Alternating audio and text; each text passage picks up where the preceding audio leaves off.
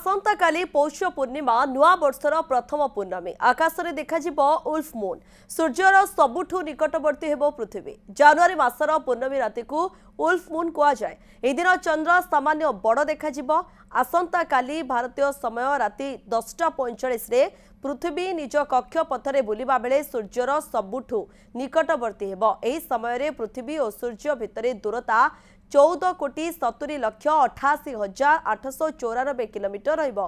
तेणु चंद्र आकार बड़ देखा अधिक उज्जवल मध्य देखा। धर्मीय मान्यता अनुसार पौष पूर्णिमा को अत्यंत पवित्र मन करा जाए। एही अवसर में सारा देश में गंगा सहित अन्य पवित्र नदी में स्नान करिवार परंपरा रही। शुभेन्दु पट्टनायक महाकाश विज्ञानी रोचंती आम सहित डॉक्टर शुभेन्दु पट्टनायक सर आपको आलोचना को स्वागत। तीनटी सुपर मून एथर देखा सर कौन कहे सुपर मून को नहीं? देखो सुपर मून गोटे साधारण घटना जहाँकि गोटे वर्ष 2 ରୁ 4 थर घटी थाए। तो यार घटवर कारण हूँ आम समस्ते जाचे पृथ्वी चारिपटे चंद्र बुलूची 27 दिन थे प्राय से बुली आसुची। आ बुलवाटा तार पथटा गोलाकार नही अंडाकार। तो अंडाकार पथरे बुलिला बेल कौन हो प्रत्येक मासरे चंद्र आमर किसी निकट को आसता किसी दूर को चली जाए। तो निकट थिबा समय जदि गोटे पूर्णमी पड़ी थाए ताले चंद्रटी आमको अपेक्षाकृत बड़ आ उज्जवल देखा जाए। जमीक जनवरी 3 तारिख में चंद्रटी आमको पाखापाखि 14% बड़ और 30% उज्जवल देखा साधारण चंद्र अपेक्षा।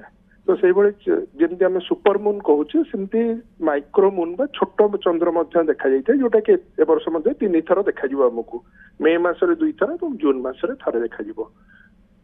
ओके सर उल्फ मून को नहीं जतबेले आमे कहूछु तारो आमे तापुर्ज कोन बुझवा सर सुना गलानी प्रश्न डी उल्फ मून जहा को जाउचे ए सुपर मून को ही आमे कहूछु सर।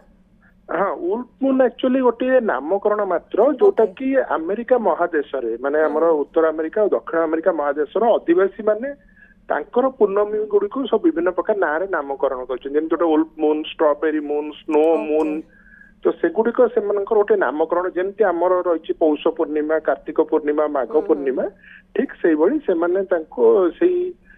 जनवरी मसरे पड़ुवा पूर्णमी को उत्तर अमेरिका बा दक्षिण अमेरिकार लोक मैंने उल्फ मून भाव नामित करते बहुत आगुरी नामकरण करा जायछि। ओके बहुत बहुत धन्यवाद सर आम सहित आलोचना कर महाकाश विज्ञानी रही डॉक्टर शुभेन्दु पट्टनायक अधिक आलोचना करुले खबर को नहीं।